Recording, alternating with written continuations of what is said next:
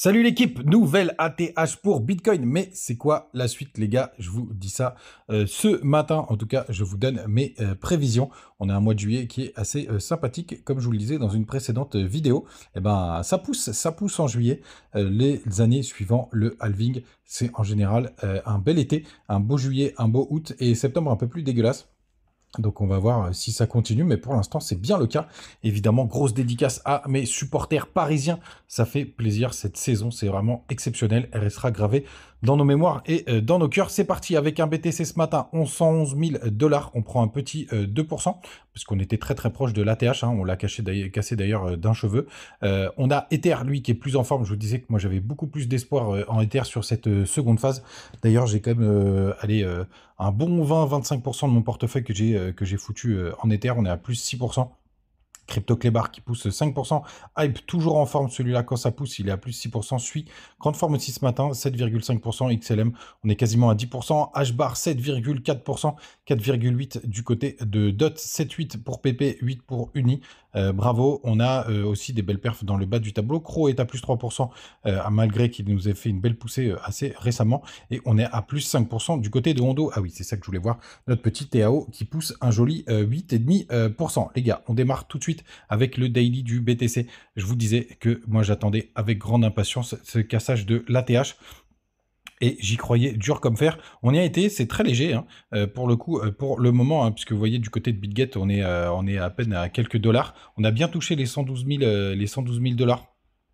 Du côté de pas mal d'échangeurs, je voulais voir voilà du côté des perpétuels. Donc on a eu ces liquidations, on a eu des liquidations massives et c'est ça aussi qui est intéressant. Vous voyez, 500 millions de liquidations, c'est le nombre de personnes qui avaient foutu leur stop au-dessus. Alors grande méfiance là pour le moment parce que pour l'instant on s'est fait rejeter. C'est vraiment été un petit flash, un petit flash. D'ailleurs en une heure, vous voyez, on s'est fait rejeter directement. Pour moi, c'est rien de très dramatique, bien au contraire, parce qu'un gros rejet, je pense qu'on aurait eu une mèche qui réintègre directement le range à aller au moins jusqu'aux 110 000 $. Ça n'a pas été le cas. Donc pour moi, les gars, on va avoir de la continuation. On va rentrer dans les médias pour dire que le BTC a fait un nouvel ATH. Donc pour moi, c'est pas fini. Vous le savez, une de mes targets principales, c'est les 118 000 $. On a une confluence aussi du côté de cette trendline qui a fait vraiment son job depuis le début du bull run. D'ailleurs, on pourrait la repositionner parce qu'elle est pas ouf là. Elle est pas ouf. Tac, tac, tac. Ou alors elle touche d'autres points. On va passer en weekly. Ou je crois qu'elle touchait d'autres points. C'est peut-être pour ça.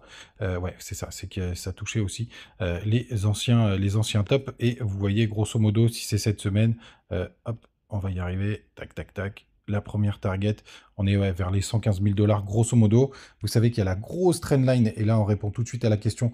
Et après, il y a la grosse trendline weekly qui nous attend et c'est là, les gars, où il faudra vraiment faire très très attention. Il y a la même chose du côté du Toltral 3, vous le savez. Totral 3, ça y est, qui est repassé au-dessus de la zone de bottom. Donc ça, c'est plutôt une bonne nouvelle. Et vous voyez, on a beaucoup d'upside du côté du Total 3. Et ça fait vraiment plaisir. On espère vraiment aller chercher des nouveaux sommets. Pareil, on a une grosse trendline qui ressemble un peu à celle du BTC, même si elle est un peu moins long terme, sur laquelle il faudra vraiment faire attention quand on ira la chercher. On a une confluence, mais qui est en avril 2026 avec la zone d'expansion, de Fibo. Mais pour moi, vraiment, là, cette zone, ça va être très costaud. Mais vous voyez, il y a beaucoup plus d'upside du côté des alts. C'est pour ça que ce sera vraiment la trendline à bien surveiller. Vous voyez, il y a tout ça à aller chercher, donc ça, c'est plutôt une bonne nouvelle. Donc, BTC, un nouvel ATH, bah, pas spécialement non plus, les gars, faut pas oublier que pour le coup, le dollar a pas mal chuté, donc c'est plus facile pour le BTC de faire un nouvel ATH. On a par exemple l'euro, vous voyez, avant d'arriver aux 100 000 €, il y a quand même pas mal d'upside, il y a 6 000 € quand même à aller chercher. On n'a même pas été chercher les stop profit ou les stop loss du côté de l'euro. Alors on peut pas trader en euros, donc il n'y a pas non plus une quantité de stop phénoménale. Mais du côté de l'euro, bah, pour nous les Européens, bah, le top, il reste à 106 000 $ et c'était 106 000 €, pardon, et c'était le 20 janvier à l'investiture de Trump. Donc on a encore aussi un peu d'upside du côté de l'euro pour aller chercher un nouvel ATH. Et d'ailleurs, il faudra faire attention parce que ça fera peut-être un double top sur cette zone. Il faudra être très prudent. Et pareil, vous voyez, il y a un petit peu d'upside, un peu plus que face au dollar. Mais voilà, donc pour moi, les gars, je continue d'être bull. Vous avez aussi une grosse target qui est en bas de la zone de rechargement short et qui est pour moi la target maximale. Pour le coup, comme ça, c'est dit. sur ce bull run, pour moi, c'est 129 000 $. Bien entendu, si on va plus haut, si on n'a pas, si on casse tout simplement cette trendline weekly, etc., on pourra aller beaucoup plus haut. Mais je pense, les gars, qu'il faudra vraiment être très prudent. Et ça y est, moi, je trouve qu'il y a quand même beaucoup de narratifs qui commencent à tomber. Tout simplement pour avoir une fin double run, il y a pas mal de sociétés qui sont presque à levier en investissant sur Bitcoin leur trésorerie. On a quand même des conflits et des postures assez majeures du côté des États-Unis qui peuvent arrêter le schéma du bull run. Je serais pas surpris qu'avec les ETF sur les alts, ce soit un sell the news et justement que les institutions en profitent pour décharger sur les alts. Bref, pas mal de petites choses en tout cas de ce côté-là. Donc pour moi, il y a pas mal de raisons d'avoir un top de bull run. Donc grande méfiance, grande méfiance. On a nos petits indicateurs. Vous le savez, avec ces trendlines weekly, pour moi, c'est vraiment ce qu'il faut surveiller de très très près. Ce qu'il faut surveiller de près aussi, c'est l'USDT dominance qui, du coup, continue de baisser. N'oubliez pas, on ne regarde pas ce graphique en logarithmique, mais en normal. Vous voyez, on se rapproche de la zone de bottom. Ici, on avait eu un petit top local. Là, ce qui est bien, c'est qu'on a un ATH du BTC et qu'on n'a pas touché notre petite trendline, mais il faudra la surveiller de très très près. On va passer en weekly. Vous le savez, à chaque fois qu'on a tapé ces zones, c'était un top pour le BTC. Vous voyez, là, regardez, qu'on a retouché, parce qu'on a traversé. Là, le 20 janvier, c'était le bottom aussi, c'était le nouvel ATH pendant l'investiture de Trump. On peut même on peut même rajouter cette petite trendline. Vous voyez, hop.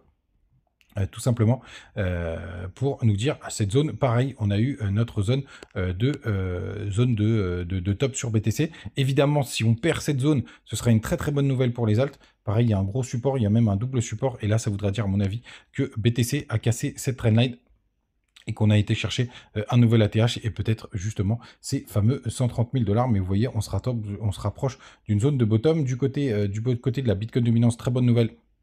Donc on a lâché, on est en train de craquer ce petit canal. Donc ça aussi c'est pareil, on a une alt season potentielle qui est en train de se former. En parlant d'alt, évidemment, on va jeter un œil du côté de TH et des deux cryptos que je vous ai promis, c'est AMP et Euro aujourd'hui. On va regarder ça. Du côté des autres indicateurs, rapidement, 2,12 millions de $, on est très proche des plus bas. Je vous l'ai dit, 500 millions de liquidation, c'est pas mal. Il y avait de la liquidité au-dessus de l'ATH. Crypto Free Grid à 72, c'est impressionnant. On est sur un nouvel ATH et pourtant on est à 72. Grande méfiance sur les fundings qui sont repassés normaux. On est à 0,01%. Ether est encore très très bas, donc je pense qu'on a de l'upside sur Ether. Du côté du dollar, on est à 97 points. Et Open Interest, on a eu, attention, parce qu'il y a des grosses ouvertures de position. Hein, vous voyez, là, vous voyez ces Open Interest, vous voyez cette belle bougie. Donc on a des grosses ouvertures de position, en espérant que ce soit des shorts pour continuer de booster la montée. Mais c'est pas grave, hein, on peut monter avec du monde dans le train, malheureusement, enfin heureusement, qu'à un moment donné, on en a besoin. Allez, avant de continuer, n'oubliez pas, vous avez les petits liens du côté de Trade Republic, de BitGet, de Bitunix. D'ailleurs, en ce moment, sur BitGet, vous avez le KCGI, donc la compétition de trading. Moi, ça y est, je me suis inscrit, bien évidemment. Il faut toujours s'inscrire sur ces trucs-là. Crypto.com, vous avez encore ce qu'il faut. Et d'ailleurs, le CRO a pumpé parce que, tout simplement, il a été proposé dans un ETF de World Liberty Financial, le truc de Donald Trump, et avec un ETF où il y avait du XRP, de l'ETH, du BTC bien entendu, et du CRO dans la proposition d'ETF, et c'est pour ça d'ailleurs qu'il a pump.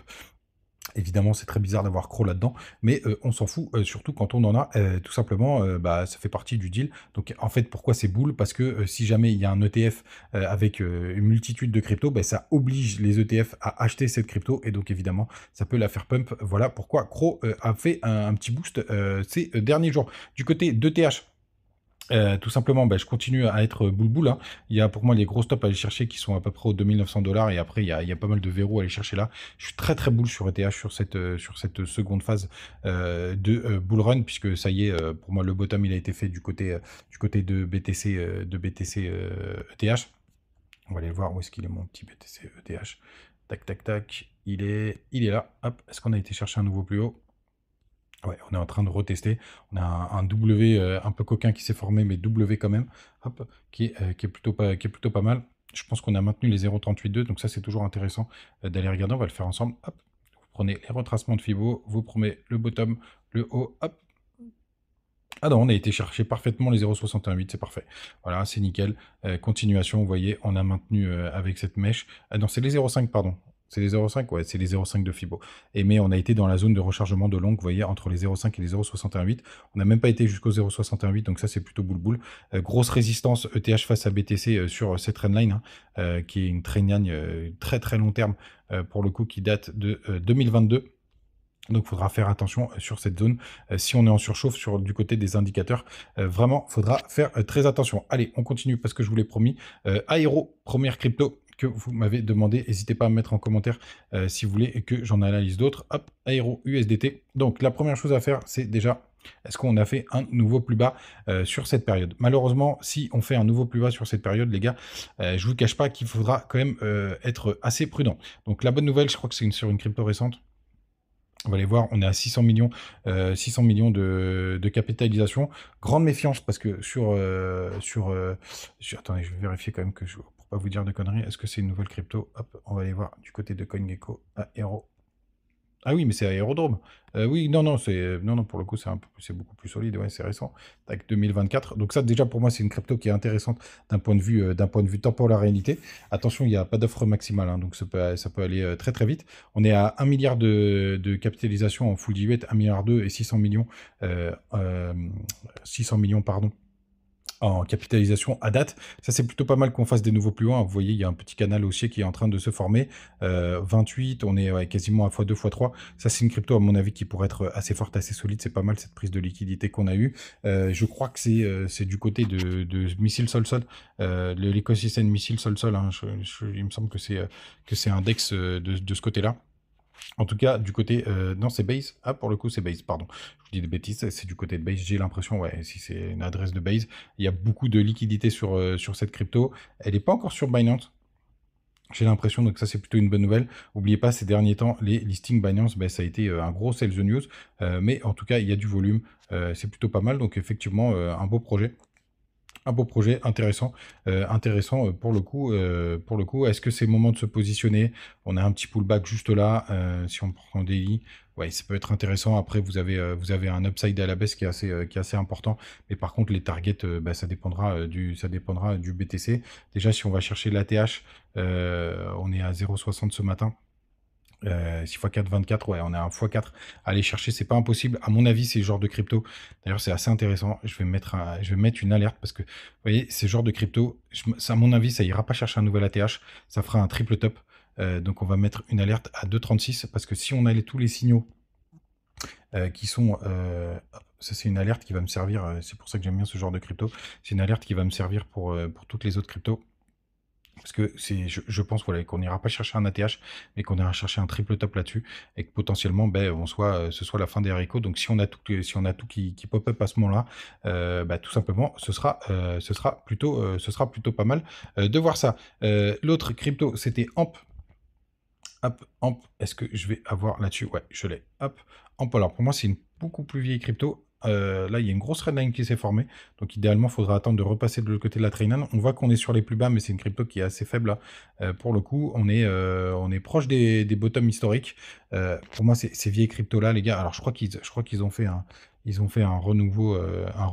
Je crois ils avaient renommé la crypto. Vous voyez, c'est une très très vieille crypto.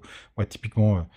puis ça fait longtemps que je ne vous l'ai pas montré, mais je vais vous montrer un truc juste après. Typiquement, ces vieilles cryptos-là, les gars, moi je suis désolé, je rentre pas dessus. Surtout, vous voyez, en 2024, en avril 2024, elle n'a pas fait de nouveau plus haut. Et si on regarde le market cap, non, ça a suivi. Donc la dilution des tokens, ça va. Ces vieilles cryptos-là, les gars, je suis désolé, mais moi j'y touche plus. On va prendre l'exemple de LTC et on finira là-dessus. Donc oui, on est sur des zones de bottom potentielles, bien évidemment. Mais voyez, moi, toutes les cryptos qui n'ont pas fait de nouvelle ATH sur 2024, je pense que c'est des cryptos qui vont avoir beaucoup de mal à reprendre. Et les cryptos long terme, si vous voulez être sur des cryptos long terme, à mon avis, c'est pas celle-ci qu'il faut prendre. Et je préfère les nouveaux projets qui viennent chasser les anciens plutôt que de rentrer sur ce job de crypto. Donc Aero, oui. AMP, moi les gars, c'est vraiment le genre de crypto que je laisserai de côté, mais bien entendu, pas de conseil en investissement, c'est juste mon avis. Les gars, vous savez tout, passez une très très bonne journée. Encore bravo aux supporters parisiens. On est ensemble les gars, ça fait vraiment plaisir. Et n'oubliez pas, vous avez les petits liens du côté de BitGet, notamment avec le KCGI qui a commencé. Je suis inscrit. Bien entendu les gars, on se retrouve demain. Et n'oubliez pas, si vous avez des petites cryptos que vous voulez que j'analyse, mettez-les en commentaire. Ciao.